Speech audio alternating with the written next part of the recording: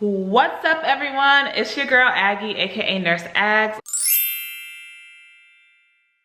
Welcome back or to my channel if you're new here. So in today's video, I wanted to share 5 different areas of nursing that you can get into that does not require any patient care. So this is for those of you all who hear all the time that nursing is such a phenomenal industry to work in because you can have so many options, like there's so many things you can do, but that's all you ever hear people say. You never actually hear them expound or explain what else you can actually do as a nurse besides, you know, being a bedside nurse or just being like a family nurse practitioner. So there's definitely more options.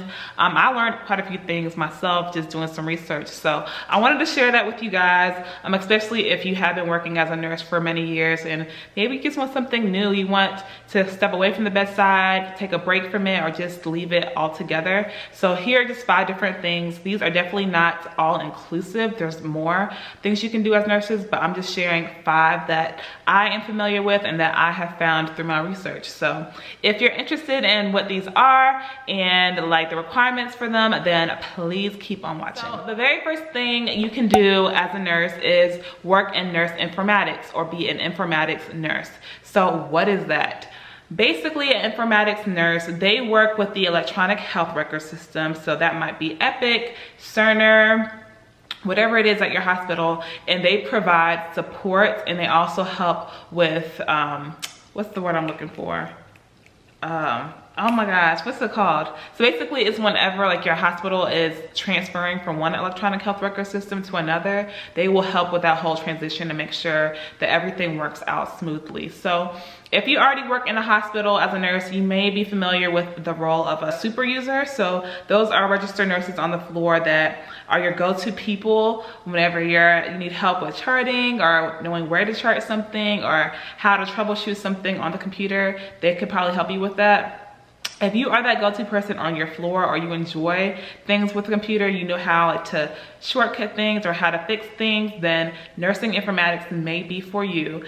So I have linked down below a video I found that basically explains more of what it's like to be an informatic nurse. I think that's a really good resource if it's something you're considering, and I just click the link in the description box for more information on that. So besides informatic nurse, you can also be a nurse educator. So you can be a nurse educator either in the academic setting or in the clinical setting. In the academic setting, you're really teaching nursing students during their clinicals. Now in the clinical setting, you will be teaching registered nurses. So if you like teaching, maybe you're a nurse and you've precepted new nurses or travel nurses and it's something you really enjoyed. I know that's something I have liked more than I actually realized I would. Then nurse education may be a good option for you. So to be a nurse educator, you do have to have your bachelor's in the science of nursing, that's the BSN. You do have to be a registered nurse, and you do, I think, to really succeed in the profession, have a master's in nurse education.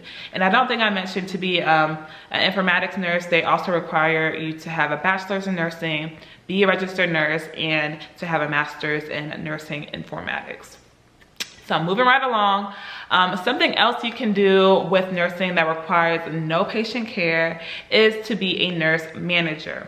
So a nurse manager, they manage the unit, they are working with budgets, they are helping to plan, implement different programs and procedures on the unit. They might be managing the schedule of nurses on the floor. So they're doing all these things. It definitely requires strong leadership skills.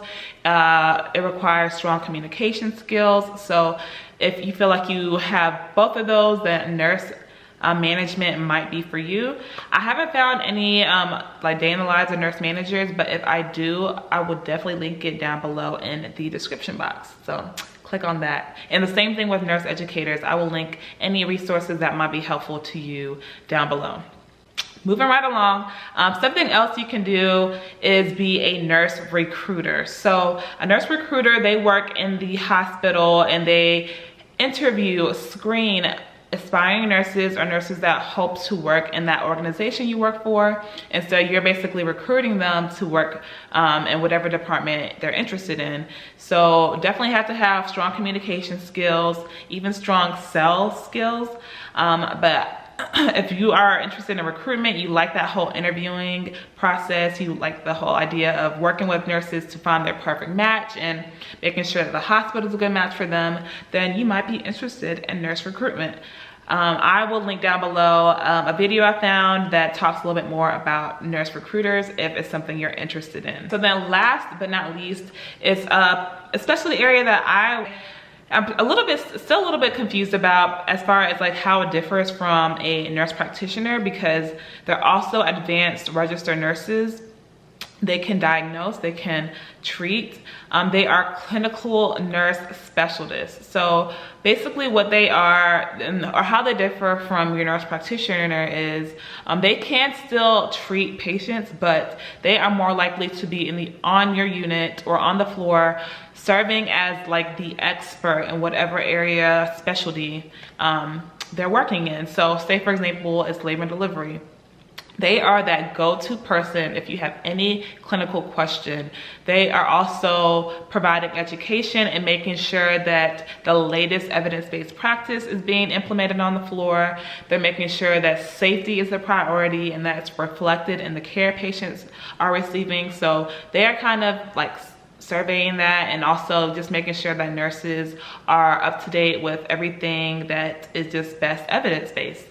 So that is what the clinical nurse specialist is. They do have to have a bachelor's in nursing, be a registered nurse, and then also go back for a master's in their area in which they become an advanced practicing nurse. So that is what that is, a clinical nurse specialist. And I will link down below as well any resources I think might be helpful and that might give you more information on what they do. So I hope this was helpful to you all. If it is, if you like these type of videos, I can definitely make more for you guys, because just doing research, there was more things that I found that you could do as a nurse that I wasn't even aware of. So like I said, if you like these type of videos, you want to learn more about your options as a nurse, then give this video a thumbs up, as well as leave it a comment down below in the comment box so I know to keep making videos like this for you guys. Also, do not forget to subscribe to my channel, and I will see you guys on the next video. Bye.